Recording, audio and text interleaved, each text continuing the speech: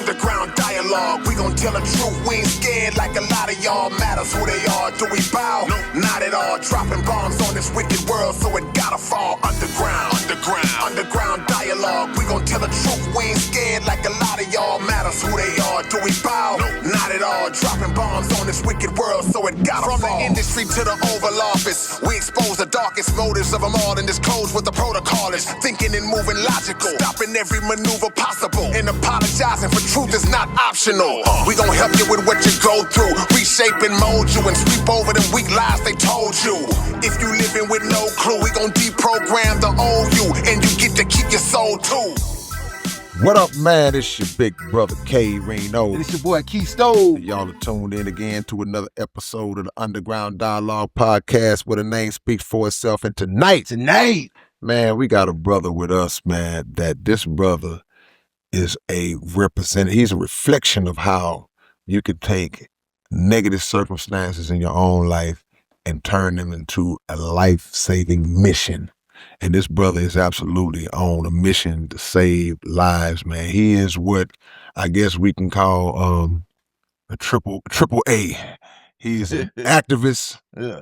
He's an advocate for our young people, and he's an author, as y'all will get ready to see, man. He has authored 2 books, one of which the most recent is called Boys Cry 2, Healing the Heart of Manhood, One Boy at a Time, man. This brother has been in the trenches. He done did it, been there, done that, and bought the t-shirt. And we're glad to have him on our show tonight. He is a chemical dependency counselor and anger resolution therapist. Our brother, Shawn Allison, is in the building. What's up, family? Thank you for having me on. Man, we honored to have you on, man. When I saw you a couple of weeks ago at the Black Male Summit with Brother Derek, I was just walking in when you was doing your presentation, and I was like, man, who is this brother here? Yeah. Because we've seen Brother Derek in action for years. We've seen Brother OG1 in action. Man, when you got up there and gave your story and your testimony and the work that you've been doing, it was amazing, brother.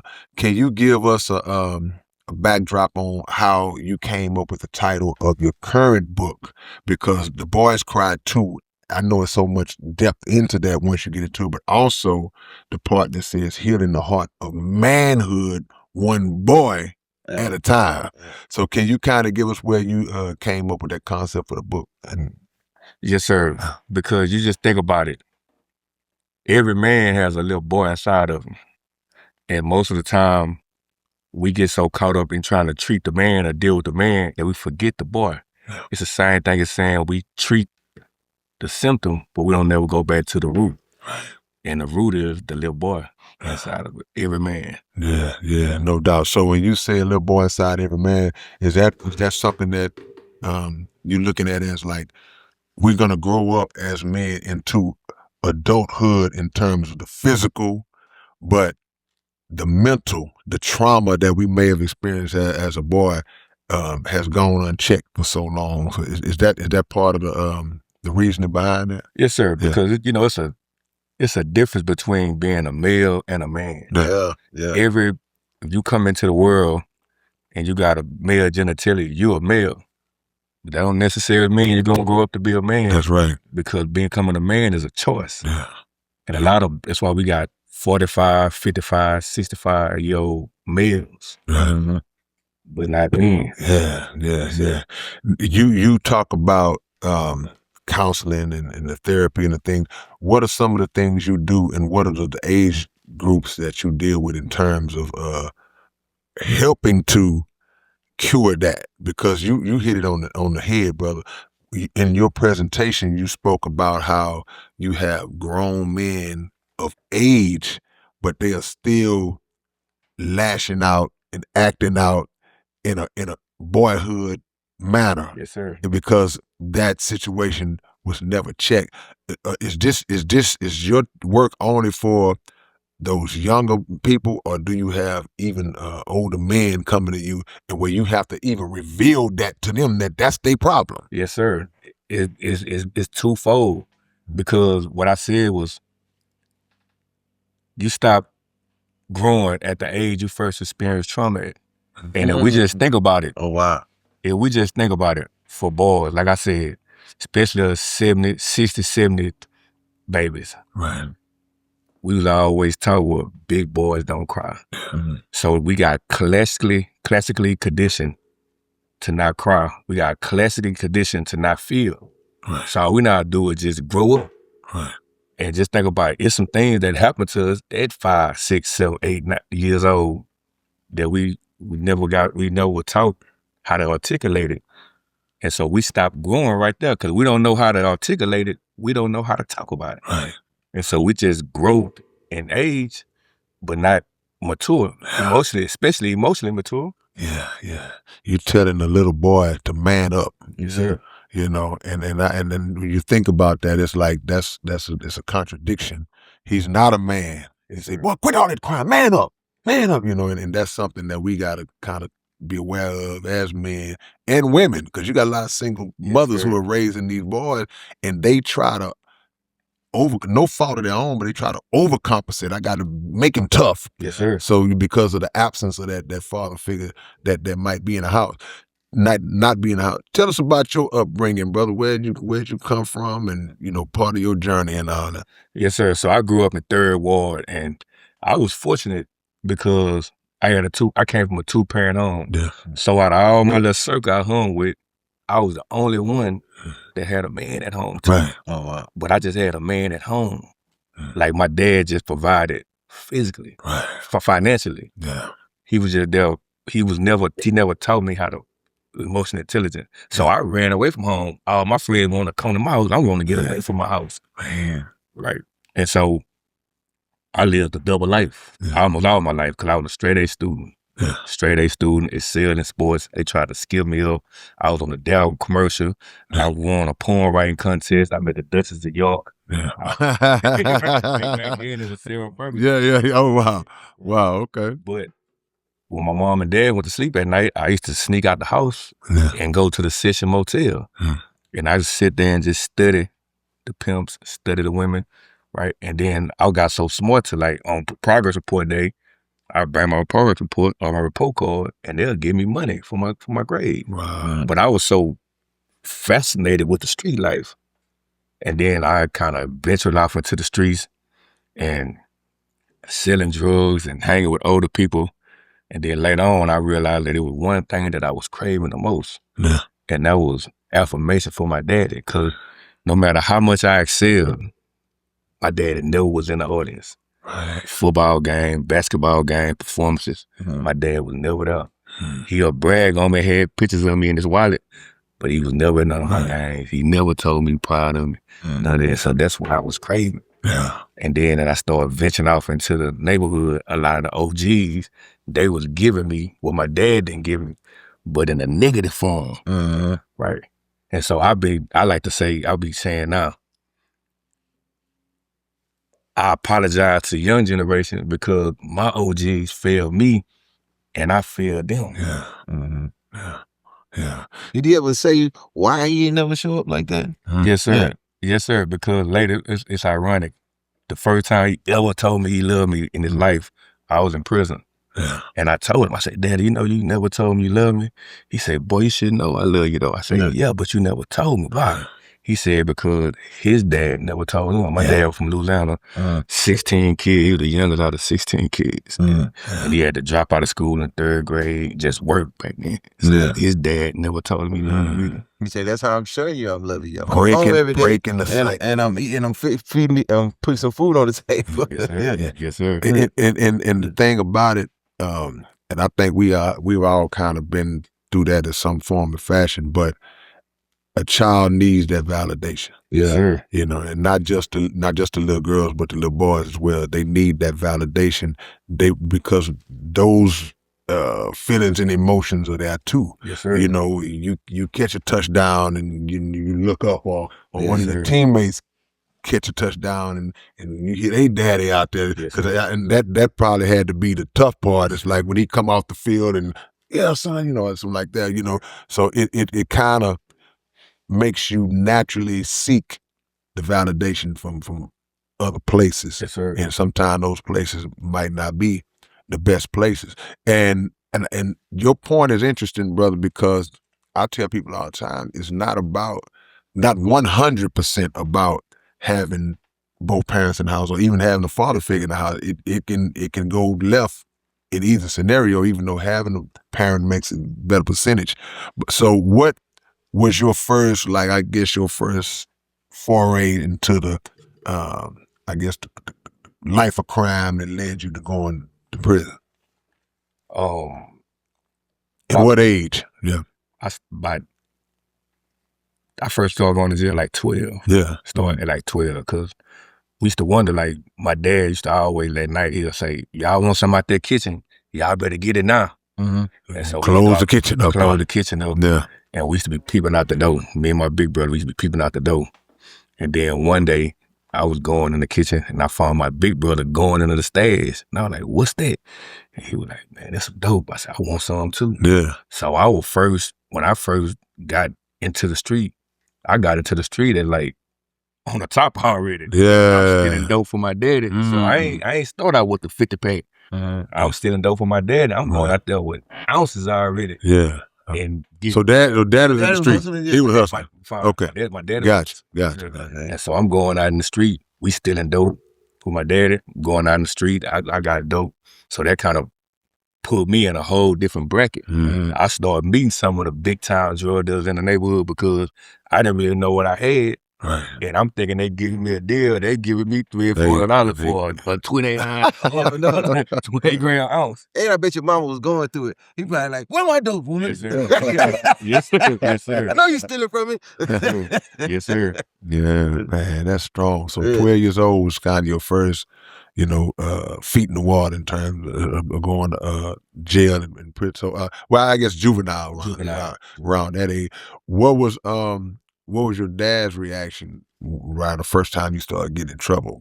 Did he kind of like, because some parents will be like through the roof, like, man, I'll kill you. Yes, sir. And other ones will kind of understand, like, okay, this might be probably my fault. Yes, sir. What approach did he have around the first time you started getting jammed up? So the first time when they came, when I went to juvenile, I was nervous because I didn't know what to expect. Yeah. And so when they called my name to be released, in front of the people, him and my mama, they going off.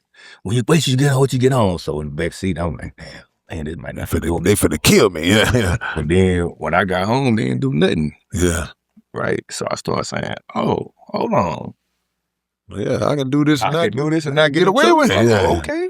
Yeah. And so I started going to jail back to back. And they always thought that it was like, somebody else. It's the older boys because I was still performing. Like I'd go to jail and get out and still straight A's. Right.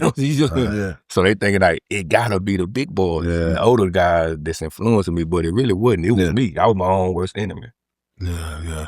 And I that made me feel like you cared still too about, your education too, because I know people that once they got a taste of them streets, everything else to come back to, like, I'm done. I ain't, and they might have went to school a little while longer, and after that, they just faded out because that money. Yes, sir. And it ain't just the money. It's the prestige from it. It's now, the respect, people in the hood knowing who you are, people in the hood getting out your way, and, those types of things. Did you feel that as well? Did it get to that point with you where you started to become a name in the hood and that kind of maybe swole you up a little bit? And what separated me from why I stayed in school, because I started studying some of the older G's in the neighborhood, and I was like, okay, outside of being on them swingers and having that jewelry, having that money, you don't really have no character. Yeah. You don't really have no conversation. Yeah. And I was always taught your conversation part be stronger than your boxing game. Yeah. And so I stayed in school. So till I got probably like 19, I kind of felt like I was ugly. Mm-hmm. But I always got the bad females because I knew how to talk. Right. I knew how to talk because I went to school. Right. And so, and you combine that with having a little money. Yes, sir. Yes, sir. You in the dough. Yeah. Yes, sir. Yeah. Yes, sir. So, what was the prison moment? Your first time going to prison? Because I know that's gonna be a culture shock. You might get desensitized to juvenile, maybe even the county. city, county, like, okay, I done been there, done that. But when was the moment where you just like got in the situation where, okay, you know what, this gonna be the one right here where I'm gone? Yes, sir. So honestly, I'm gonna tell you the truth. It was when I went to state school first. Yeah. Because at first I was just going to juveniles. Right. So I ended up going to state school. I went to Brownwood State School. And when I got there, going through the intake, dudes walking by and they throwing up this, man, what's that? What's that? So they, man, what set you claiming? I said, man, I ain't claiming no set. I'm 3rd Ward. Because like, we wasn't gangbanging. Nah. But then when I get down there, I'm running the dude from Galveston, Fort Worth, Dallas. They banging. They all in. They already banging already. Yeah. And so I thought I could fight. But I'm noticing like every time I get into a fight, y'all jumping. It wasn't no one-on-one. Right. And so I kind of got used to that. But then when I got to prison the first time, I was scared. I was like 17, I was scared. Went to prison. And I seen a dude get hit. Like back then they had canned goods. I seen a dude, we sitting there watching in the socket. Has canned goods in the socket. I seen a dude get his head split. Yeah. Them fights ain't fair now. Yes, sir. Yeah. Different between it, but like, because I wasn't gang banging. I always can get in the cell. They always house me with dude that was gang. I could be in the cell. I done been in the cell with Mexican Mafia, Tears, Bloods, Crips, Mandigo Wars, everything. Right. And they'll tell me stuff that they wouldn't tell the gang members. Right. So I get to hear the stories of the molestation. I had to write their letters because they really couldn't read and write. Right. So I'll get to see a different side of them. And then I was already up under the knowledge of Islam. Yeah. So that automatically put me, like when I went down there, I was like, man, I ain't even come to jail and become no Muslim. I'm a Muslim in the world. Right. And so when I said that kind of put me to hold it. Oh, but you a Muslim in the world? Oh, you're going to be the leader then. You're going to be the leader. Right. And so that kind of put me in a whole different bracket. Yeah. And you just said something that caught my attention, brother, because a lot of people don't know that sometimes the biggest, baddest, hardest dude from the street, man, you go back far enough, that brother probably been molested. That brother probably was violated when he was younger, and a lot of those circumstances built him up into joining the game, built him up into becoming somebody that had the thought, I'm gonna turn myself into somebody that you'll never be able to do this to no more. Yes, So for them to confide in you and tell you those things, it had to be something in the way you was carrying yourself to make the hardest of the hard still like, hey man, I'm a share this with you. Yes, sir. Yeah. It also seems like, from story you're telling, it's like most of your life you've been kind of sort of incarcerated. Could you say from juvenile to TYC to prison? That's every step. Yes, sir. Yeah. Yes, sir. So like, were you mostly raised in prison, in jail? So I always say, like, I didn't do a lot of time. I just been in jail A lot of time. So the most time I did was the last time I did 6 years. Okay. But prior to that, I did 3, 2.5, 18 months. Okay. Man, them little twos and Yeah. fews add up. Yes, Yeah, sir. you had that. You put a 6 on that bad Yes, boy. sir. You got 10 to 12 or 14 up under Yes, your sir. belt. Yeah. But there had to be a moment. What was your fork in the road moment? Because I think that people come to a situation where no matter what they're doing, you reach a point in your life where you hit that fork in the road where you got a choice to say, the circumstances of my life and the environment I came in, I can either let that dictate where I go from here, or I can go the opposite. What was your fork in the road moment where you decide, okay, I'm gonna go this way, which means the right way, and now it took you to what you're doing right now? Yes, sir. So I was at Bartlett, and I had a guard and I had a nurse, because I'm in a dorm, probably about 5 of us from Houston, the rest of them kind of like Dallas dude. And the dude from Houston used to be complaining because the dude from Dallas was the one that kind of had the stuff in there. And they were kind of city place, and they weren't really giving them that. Right. And so I said, man, I tell y'all what I'm gonna do. If y'all get a guard, I can get the stuff from there. Just get a guard. And so I had pictures of Stunner Bam and all those guys like that. And so they couldn't never get the guard. So I ended up getting the guard. She bragging me some stuff in. And so I'm taking care of my whole dorm. And everybody know that this my stuff, right? And so I had a parole lawyer, everything. And so my stuff came up missing. Because mind you, I ain't no gang either. Right. So my stuff come up missing. And so I'm like sitting down thinking, I'm like, man, somebody took the stuff. I got a choice what I'm gonna do. Cause if I don't do nothing, everything finna get took. Yeah. And so it came up that it was like the Bloods had took my stuff, right? And so I ended up doing something to the blood, hitting it with a lock, and blood gushing everywhere. And so one of the dude was like, man, stop. You gonna catch a case. So I got blood all over me, right?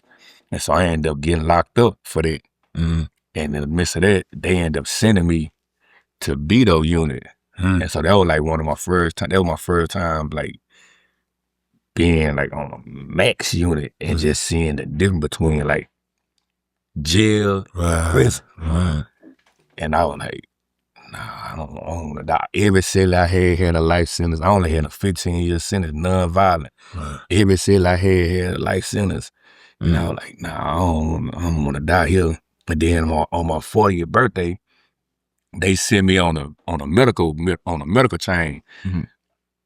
I go to Galveston. I sit there all day, but they had the wrong person. So I said that wasn't they had the wrong person. They had the right person. Right. And I got a chance to see all these. We had the gynecologist. Got to see all these older guys that like, man, in pain. So I was like, no, I ain't finna die here. So 8 days far from the grade to go home, they called me to the chaplain and tell my dad passed away. That's my next question I was gonna ask you is like, what's the biggest loss you got into it? Yeah. So my dad, see my mom passed away on my third bid. I made it home for my mom. So like I had did 3 years, and right when I was from the grade to come home, my dad came see me. So I'm going to tell you right now because I ain't want to tell you why you down there. Your mama sick. I'm like, what you mean you sick? She sick. He said, you'll see when you get on. So when I left, my mom had some weight on her. When I got home, my mom like 30 pounds. Damn.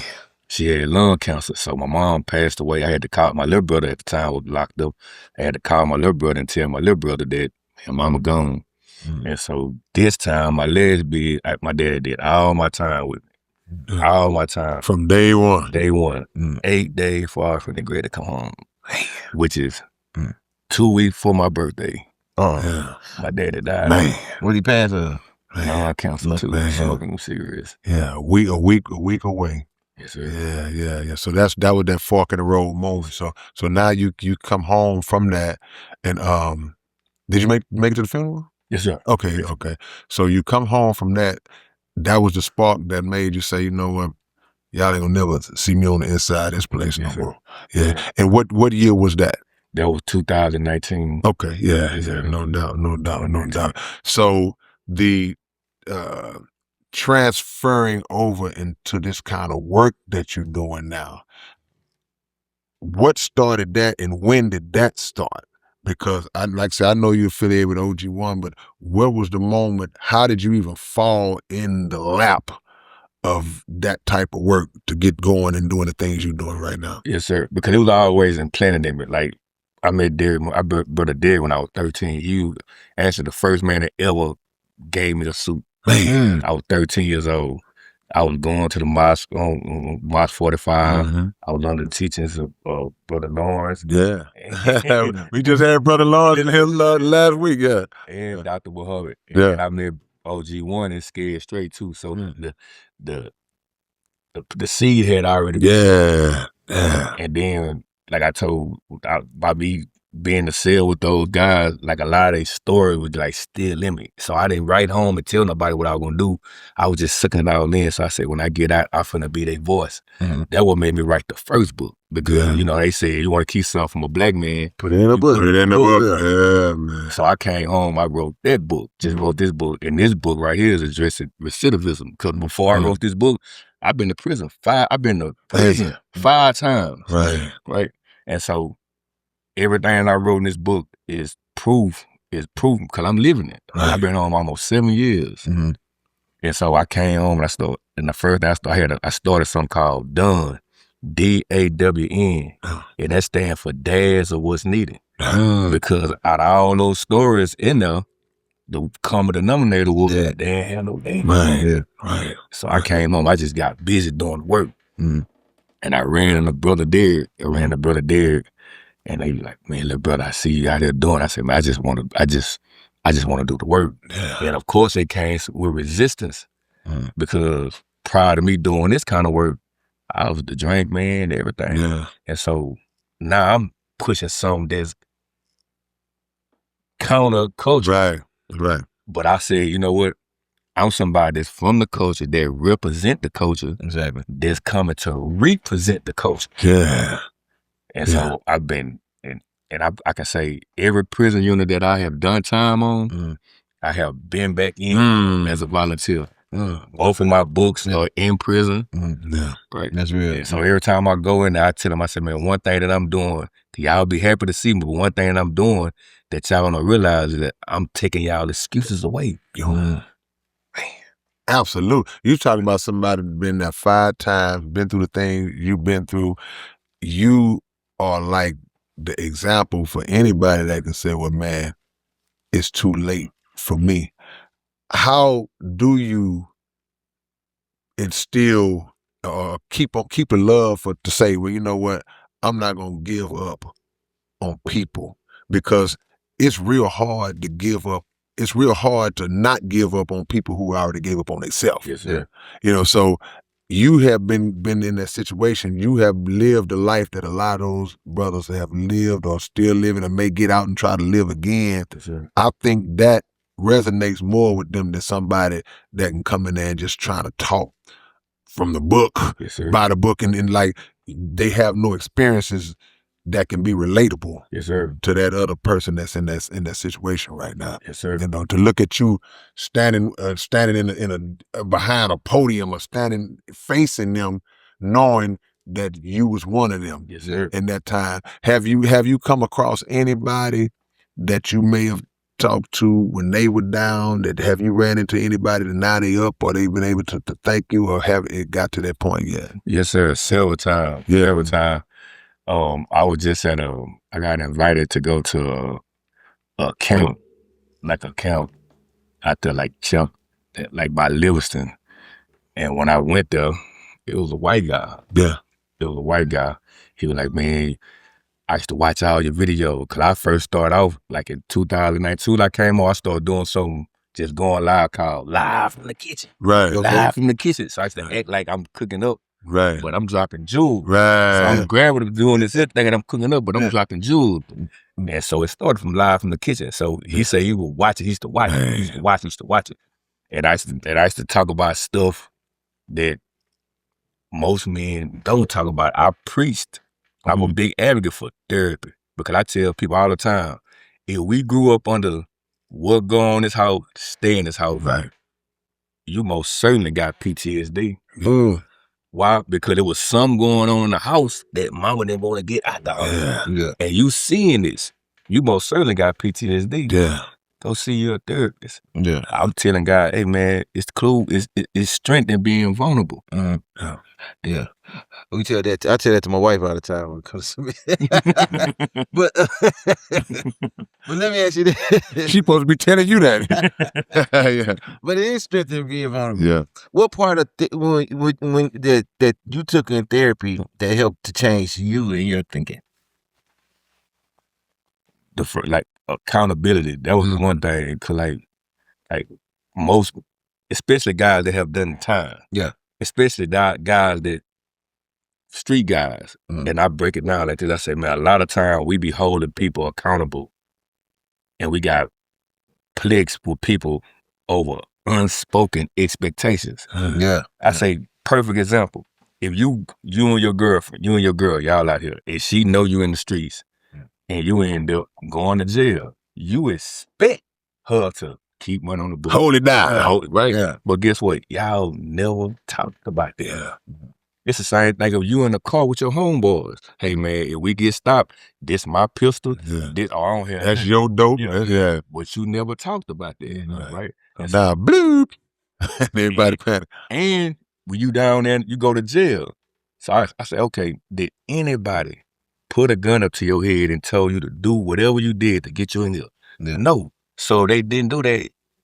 You gotta blame yourself. Yeah. And it's something that you can control. Yeah. Yourself. You gotta take accountability. Hey man, if a choice got me in here, Yeah. a choice can get me out of it. Come on, man. But you gotta be willing to make that choice. It start with you. Yeah. Yeah. I remember my dad used to always tell me everything your fault. Mm-hmm. Yeah, no doubt. Yes, sir. Yes, Yes, sir. sir. I always say that. If you go to the root of it, Yeah. my dad said the same. If you go to the root of it and you be honest with yourself, it's your fault. Yes, sir. You know, because you had the option at the very root of it to yay or nay, Yes, to sign off or Yes, move around. Yes, but do you ever ask yourself or ask God, like, why was I given so many chances? Because you see people who do one thing one time and they gone. Yes, sir. Gone because they either got locked up or they gone because in that moment they lost their life. So to be able to have these different opportunities to where you finally got it right and you finally when you're in a position where you still standing, still got all your faculties, mental and physical, do you ever say, man, you know, what's my purpose? You ever question that or figure that answer out? Yes, sir. And that was a question I used to ask myself all the time.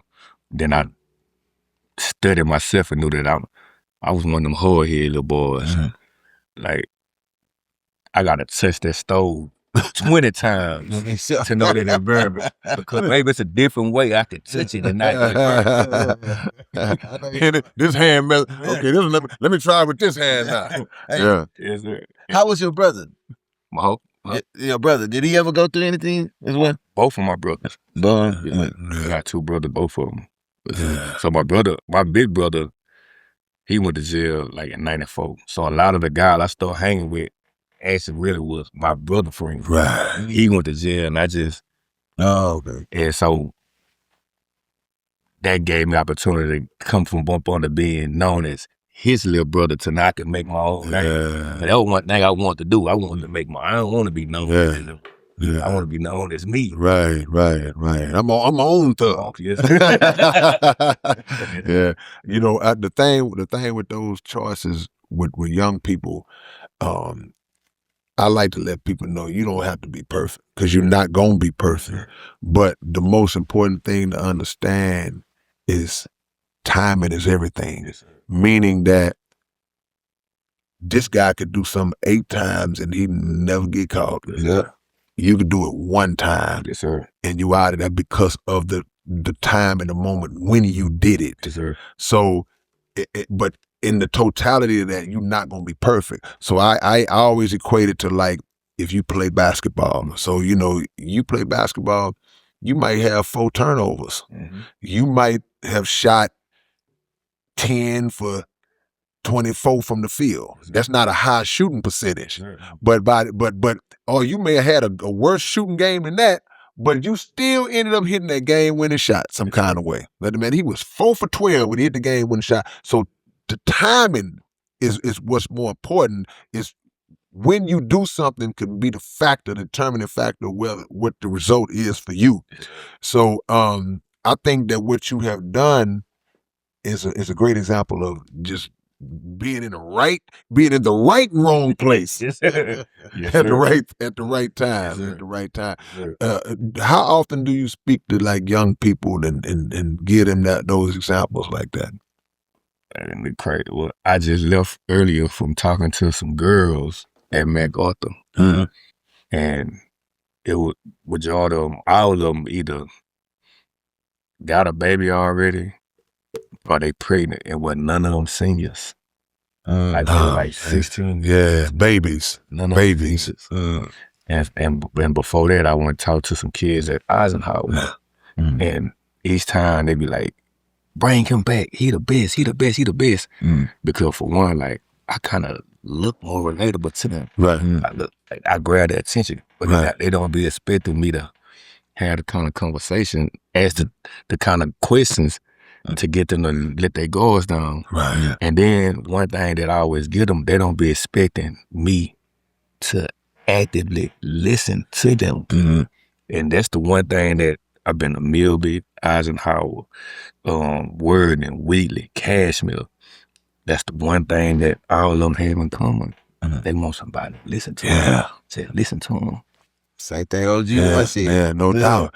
And I think the first people that have to listen to them is mom and daddy. Yeah. Have to. And if as parents we had this thing where we kind of just like, well, shut up. Do you feel parents have to have a certain degree of respect for their children? Because some people say, "Nah, I'm the parent. You respect me, I respect you." I feel like it has to be a respect for the parent. Because if I'm not willing to hear what you have to say, then that is gonna manifest itself somewhere else. Yes, sir. You know, okay. Mama wouldn't listen, daddy wouldn't listen, but somebody else that I don't need to be around might listen, and then they might offer a solution that's not the right solution, you know, for your child. Yeah.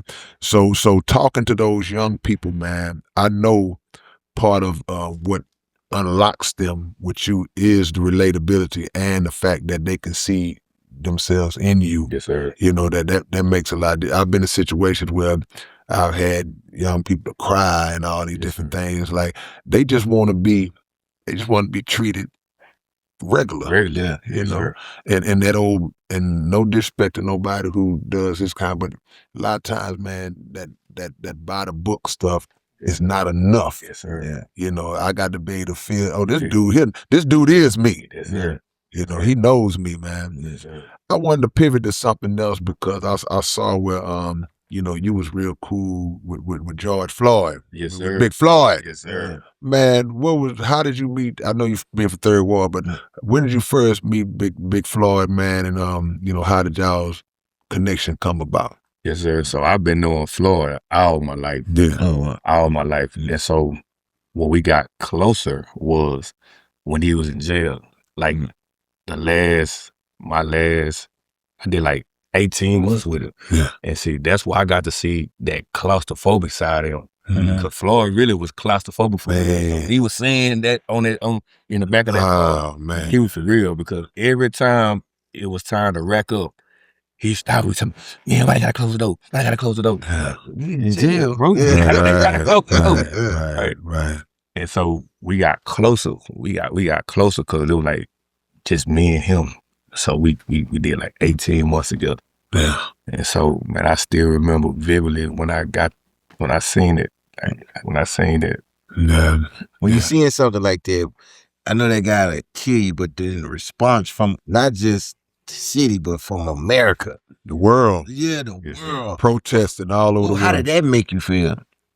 Man, it's crazy because we had a conversation and he was saying like, man, my name gonna be known for something. He called me Wiggy. He called me Wiggy. He said, Wiggy, my name gonna be known for something, Wiggy. Wow. My name gonna be known for something. I just never thought, he never thought it was gonna be known for that. And so the next year after he died, I went down to Minnesota. And so I was on a couple of news stations down there. Matter of fact, the store where he got killed at, like the guys that were like help keeping the angle, they was like, man, I wonder why his family ain't never came down here and at least said thank you. So I said, I want to tell you something then. Thank you. Right. I said, because I'm his family. Right. Thank you. But if you feel like they supposed to come down here and give you some money, that wouldn't happen. And then I say, I want y'all to know that it wasn't just black people that were like in the streets rallying for him. It was, for the first time, America saw a human. Right. They saw a human, and they put themselves in Floyd's shoe. Like that could have been my son. Right. Yeah. And they ran it. Yeah. And then at the end when he said, "Mama," Yeah. did you know his mom?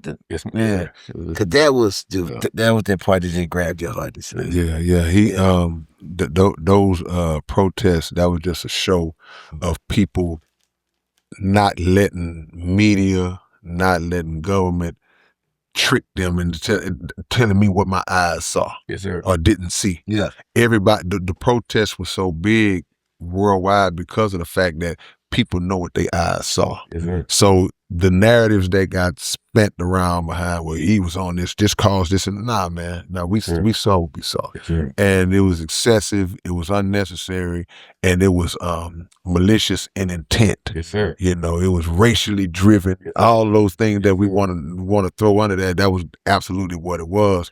And by you saying, he was like, man, I'm gonna be known for something. I just believe that sometimes people do instinctively know that.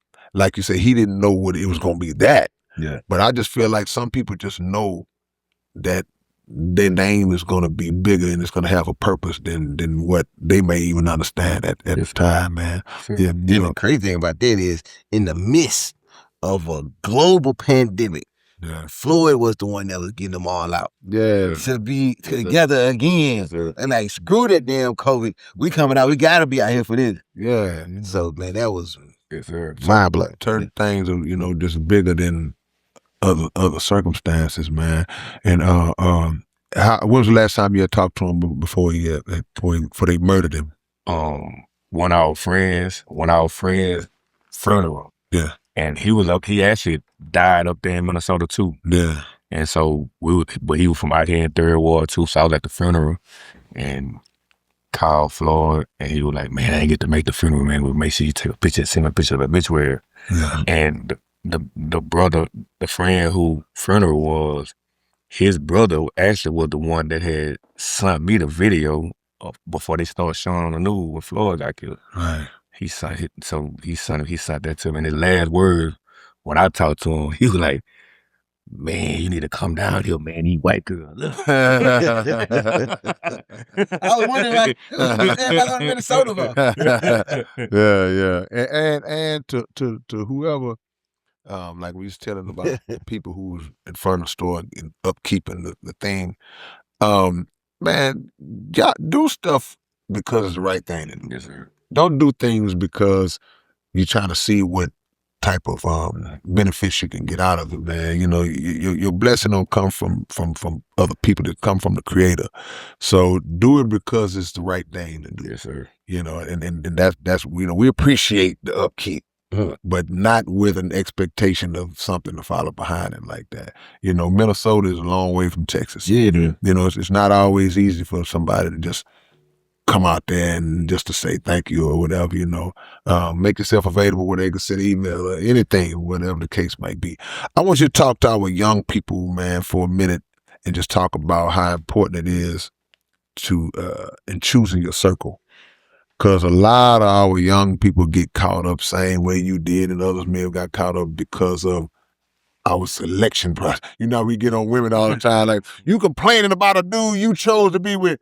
It's the same thing with us and our youth in the streets. It's like we get around the wrong people, and we have this, many of us have this follower mentality, which is all right to be a follower, but you just got to follow the right thing. Yes, sir. What do you say to young people in terms of the process of selecting who to be around? Yes, that's effective as well. Yes, sir. So I actually just told this to the students at Eisenhower.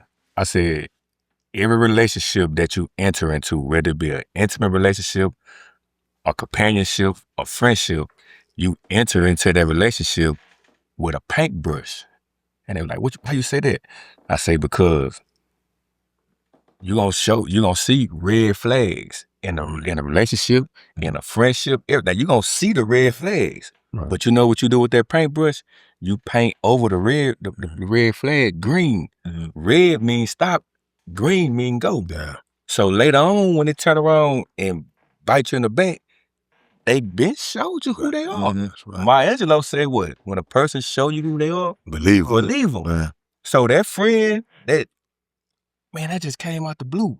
No, it didn't. It been there. Right. Yeah. It been there. Right. And so, and it's kind of hard, especially to get them to understand that, because, you know, life is lived forward, but it's understood backwards. Come on. So for us as adults, we can see it, but if we just go back to the stages of development with a child, we know from 0 to 12, the most important person in their life is their parents.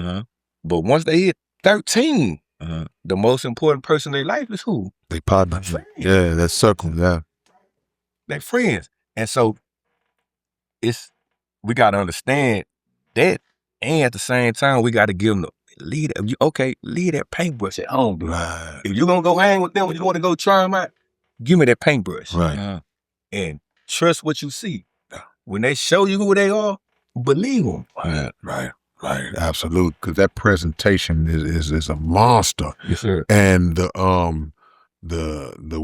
quest, the wanting to be accepted. Yes, sir. That's it. Is the thing, because in school and wherever you are, it's hierarchies. There's different levels of popularity and all that.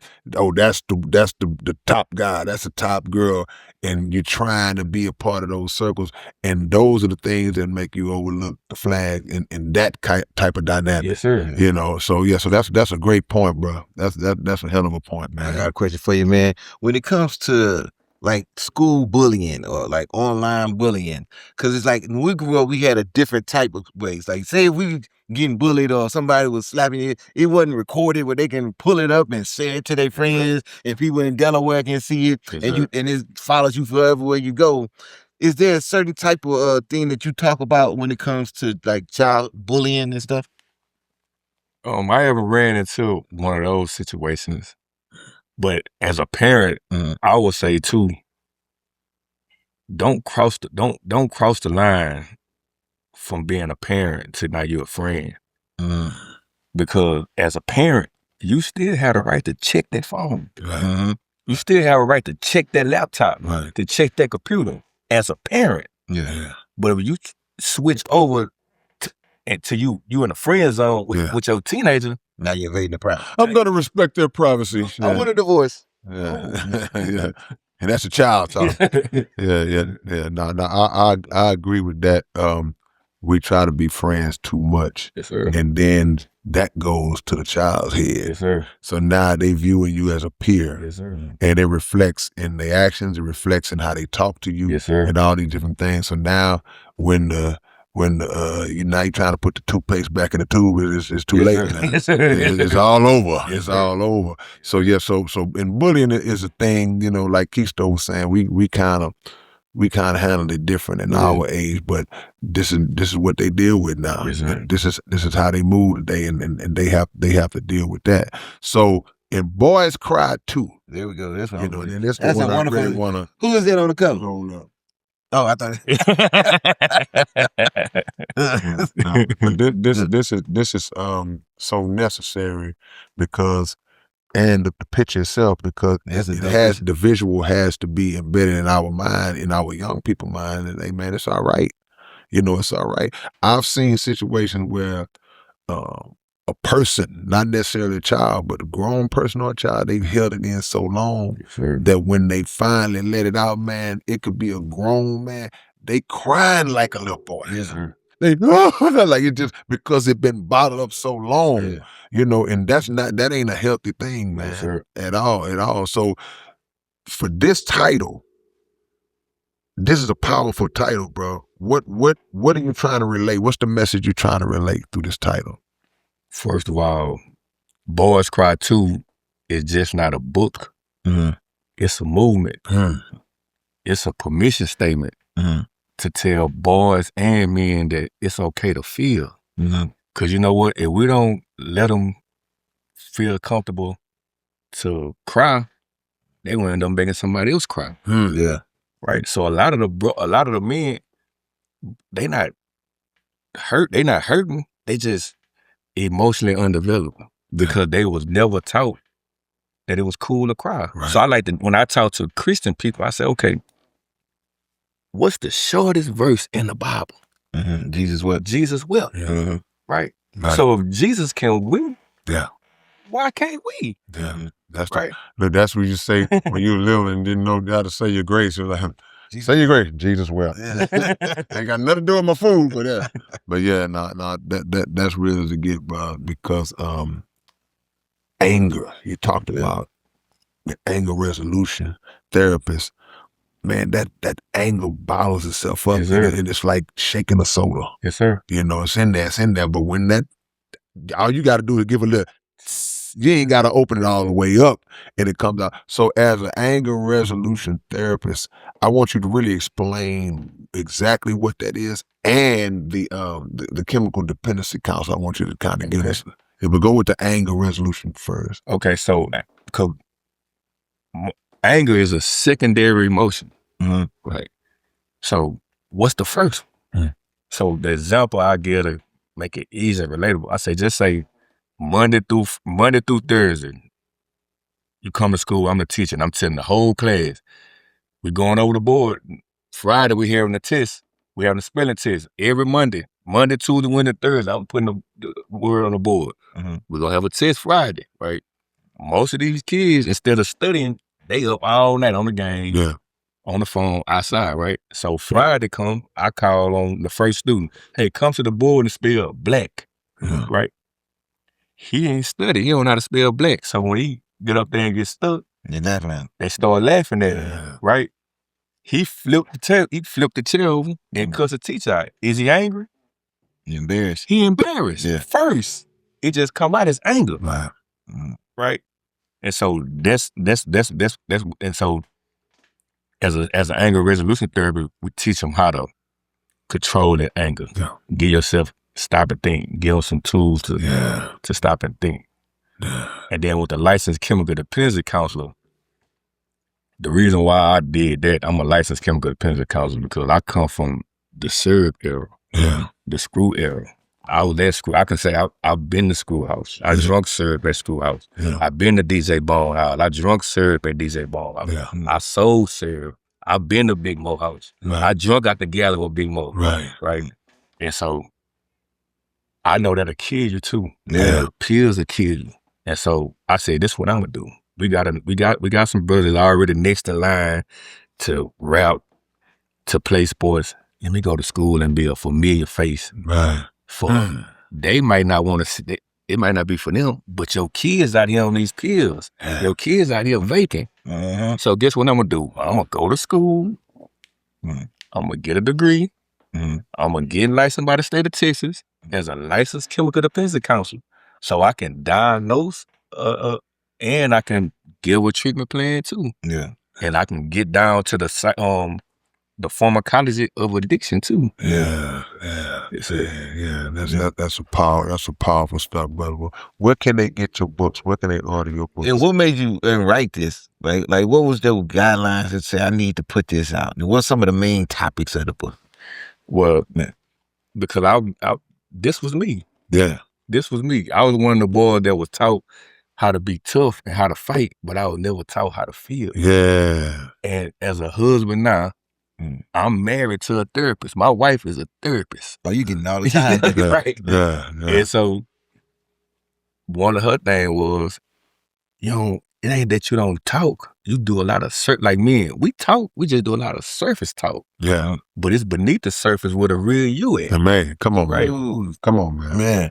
And so I just sat down and was just like, and the crazy thing, this book came from some notes that I had from in jail. I was going through my little stuff in the notes that she getting on about. You a hoarder. You didn't know something. Right. And so I just happened to be going through my stuff and throw some away, and I found one of my books that I had from in jail. I was just reading through it, and I said, man, I'm finna just put it in. That's why I made it short. I said, I don't want to make it too long. And I said, it's going in the schools. By the time they get tired of reading the book over. You the first. I noticed that too. I noticed how you the first one that came in here. That K's book is thicker. But that's a great strategy to make it an easy read, a quick read. Because one of the main things that discourages us from reading is when we see how big the book is. Like, here's a book. Oh no, I ain't reading that. And if it's an easy read, that make a difference. Who have been some of the people? You say you got it in the schools. So definitely for the younger people, I know it's going to be they're the target, they're the main target. But I would assume that parents and older people need to reread this book because of the little boy that's still in them. But the crazy thing, single parent, women have been buying more of them. I could see that. And it was like a surreal moment for me at the at the Black Male Summit. Yeah. Because it's a little guy in here that I talk about called named Slick. Yeah. Okay. Right? And so when I came outside, I seen a lady, she was buying two of these. And I walked up to her, I said, "You want me to sign it for you?" And she was like, yeah. And I was signing it. And I said, "You want to make it out to?" And she said, "Jadavion." And so while I was signing it, she called him over there. And when he came over there, I said, "Oh, that's my boy." I said, "I'm going to tell you something that he don't even know." She said, "What?" I said, "I talk about him in the book." Man. Oh, wow. This Slick. This Slick, right? You gonna introduce her to her own son. Yes, sir. Yeah. Yes, sir. Wow, man, that is insane, man. So Let me ask you. yeah, go ahead. No, go Do ahead. you have any kids? Yes, sir. So, you got boys? I got a boy and a girl. How much is he crying? He cry a lot. How old is it? He 31. He in it. Oh, okay, yeah. Oh, yeah. I got grandsons. Yeah. Oh, that's what's I got up. That's grandsons. what's up.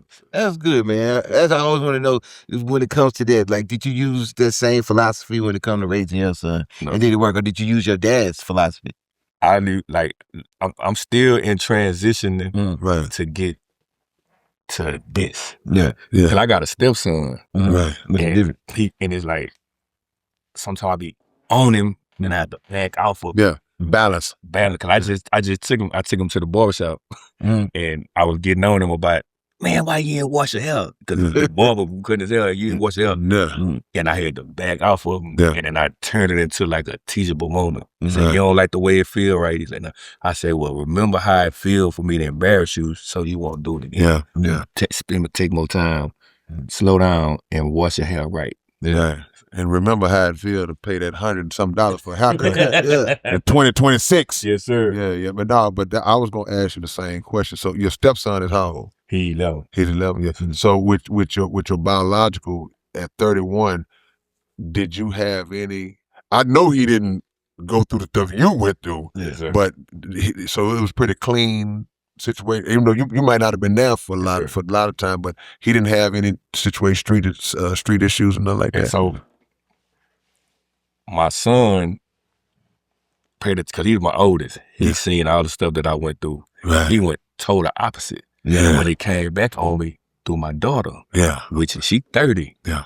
And so I always say, like, one of my biggest failures in life is I failed my daughter because I made her cool. I made it cool for her to think that you can date multiple dudes. And I always ask myself, how would I feel if my daughter brought me home and say, "This my boyfriend"? Yeah. And she did. That's what I was about to say. Yeah. Because I told you at the summit, I had my first baby when I was 13. Yeah. I was in prison. My daughter came see me pregnant. Guess how old she was? 13. wow. 13. Yeah, man. Just revisit it, man. And you think it was because maybe your absence? Yes, sir. Oh yeah, man, yeah. Yes, sir. But and then I tell you sometimes, and that may have been the main catalyst, but it may not have prevented it, Yes, sir. in the situation. And if and another thing I tell people, because I like to make women feel uncondemned by their circumstances. Whatever you did or whatever happened to you, it's done. Yes, sir. So for anybody to try to look at a woman and try to judge or condemn her as like you done, there's no more hope for you, we got to get off of that, because we make mistakes, but God don't. Yes, sir. So for whatever reason the child comes, we don't know what that child gonna turn out. Yes, to sir. be. It could be the answer to everybody's prayer. So yeah, but she's still here. Yes, sir. And it's still time, but just like it was time for you. Yes, sir. Exactly. It's time for her, man. It's time for her. Anything you want to let the people know, any social media where they can get the book, any of that you got for the people, because that's powerful, brother. Yes, sir. And so the book is on Amazon. Both of the books on Amazon. You can. My Instagram is The Shift with Shawn. Boys Cry 2 initiative is coming. Like I said, it's not just a book; it's a movement. Right. And I want the people to know that that our kids are dying. Like me and Brother Derek just went seeing a brother 19 years old on his birthday. Yeah. In the hospital, he got shot 7 times Man. and lived. And so they starving for attention too. And we gotta be the ones to give them that attention. Because one thing that I saw from when Floyd died was that the young generation is gonna be different. Hopefully I'll be around to see it, prayerfully I'll be around to see it. But when I seen all of you come together like that, Yeah. all different races come together like that, that showed me that it's possible and it's coming. Yeah. It's coming. There's no doubt. It's coming. See, I asked Brother Derek when he was sitting in that same seat, like, as long as he been doing the Black Male Summit, and like say you met him at 13, it's like I can only imagine how many lives that he has transformed or saved just over all that time. And so now you in that same mode, just like an OG. I remember you saying that you was in the scared straight, bro. OG1 was hollering in your face back in the day. I'm alumni too.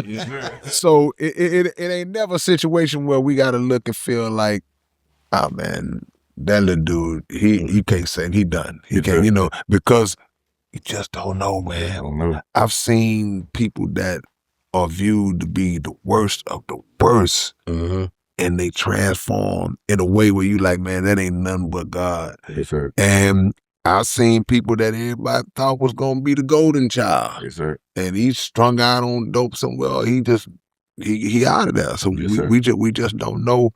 That's why we can't give up on each other. Yes, sir. We can't give up. We ain't gonna, like I say, the old saying, it ain't gonna save them all. But man, if me personally, if I got one on my record, We good. hey, I'm thankful for Yes, that sir. one. I'm thankful for that one. Well, bro, we appreciate you coming through, man, and just giving your story and sharing this wisdom with us, man. Y'all make sure y'all go get this book. Yeah. All the single mothers, fathers, two-parent households, everybody needs this because nobody situation is safe based on your situation. Yes, sir. So you make sure you get Breaking the Cycle and Boys Cry too for my brother Shawn Allison. We appreciate you coming through, my man. Yes, sir. And this is your big brother K Reno. This your boy Keystone. It's the Underground Dialogue Podcast. And we are man. Damn. Come on, brother Shawn. Man, it's your big brother K Reno. Look, man, the Underground Dialogue website is back in function. We back in motion, man. If y'all want Underground Dialogue podcast merch, whatever you need, go to undergrounddialogue.com and check us out. And always make sure that every Wednesday night, y'all are checking out the Underground Dialogue podcast right on YouTube, 9 p.m. Central Time. Yeah!